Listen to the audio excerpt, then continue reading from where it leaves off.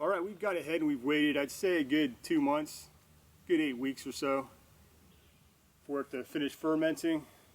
You know, it stopped bubbling around, I don't know, 5 weeks or so.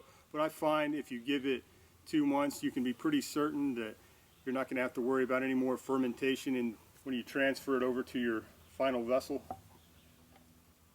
I've done times where I've just waited, 3 or 4 weeks, and it just, it's sealed up so the oxygen or the gases don't got anywhere to go, so it just expands in the container and it just pokes out everywhere it can, and next thing you know, you got an egg rolling around full of mead. It's not what you want. That's actually kind of dangerous. It could pop off and hurt somebody, you never know. So you just really want to, I'd say give it 2 months. That's the way I do it. Give it a good 2 months, then transfer it over to your final vessel.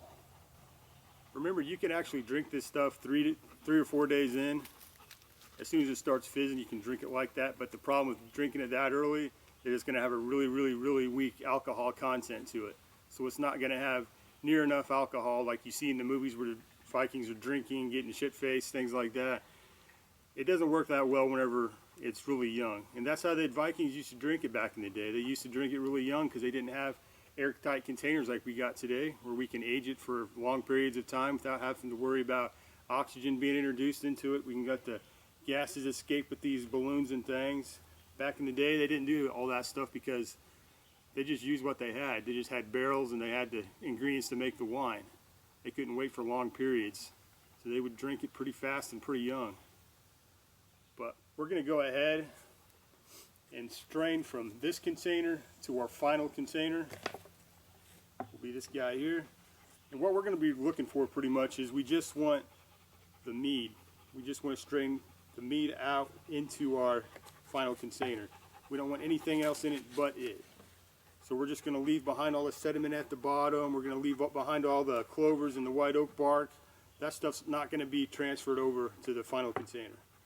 So we're just going to take our siphoning hose, which is what I prefer to do this. You can use funnels, but it's going to cause all kinds of bubbles and things, and you want as little oxygen as you can possibly put into your final container. So we're just going to use this siphoning hose to strain from here into here. I'll come back and show you guys that real quick here in a minute. All right, whenever you're straining this out, you want to make sure your siphoning hose stays right about here. You want to be above your sediment line that's at the bottom. You don't want to get any of that into your final container. So just put it right about here once you put it inside. So we're going to go ahead and do that and strain it into our new container. You can see all that residue on the bottom. It's a yeast cake. You can actually save some of that and make another batch of mead with it. You don't need to use all of it. You can just use some of it, but it's a good way to start a next batch. Or you can just throw in some of your already fermenting mead too. Alright, you can see that I got the mead containers both on different levels. That makes it easier for it to strain into. See, I got the new container on the bottom with my other mead container up at the top. So that's going to let us work a lot easier. You're going to have to suck on the hose, of course, to get it to start going at first, but once it starts going pretty good. Alright, you can see how much we got after we siphon it all out. Got a beautiful color to it. Love that golden color. Great smell, great taste to it already. Now all we got left to do is the hardest part, is just wait pretty much. That's what I'm going to do. I'm going to throw a cap on this guy and just put it somewhere dark, somewhere between 70 to 80 degrees. Somewhere that's not cold. Definitely don't want to store somewhere cold. And you just wait for it.